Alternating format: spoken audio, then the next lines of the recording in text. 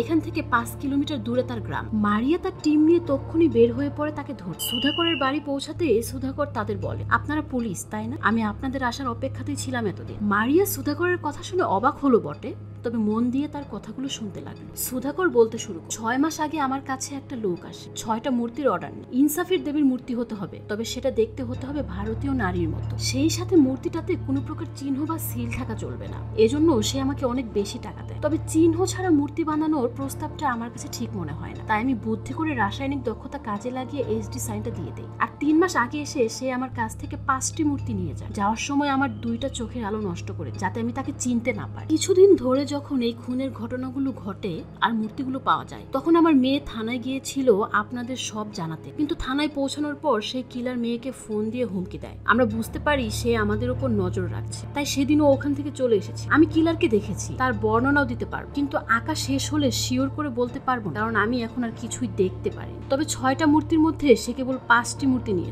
একটি এখনো আমার কাছেই আছে। শেষ দিন সে যখন মূর্তি নিতে এসেছিল, তার সাথে আরো একটি ছেলে ছিল। কিলার মোটেও একলা কেউ না। তার থেকে বড় কথা, 5টা মূর্তির মধ্যে 3টা মূর্তি পাওয়া গিয়েছে, তার মানে আরো 2টা খুন এখনো বাকি। এদিকে অ্যান্ড্রু একটা ফোন দিয়ে সে জানায় কিলার কাউকে তুলে নেওয়ার সময় তার ফোন মাটিতে ফেলে দেয়। এখন আমরা যেটা করব, এমন একটা অ্যাপ বানাবো যে অ্যাপের কাজ হবে কোনো অফিসারের হাত থেকে ফোন মাটিতে পড়ে গেলেই সে আমাদের মেইন সার্ভারে মেসেজ পাঠাবে, আর তখন আমরা সাথে সাথে সেই লোকেশন ফোর্স। যেই ভাবা সেই কাজ।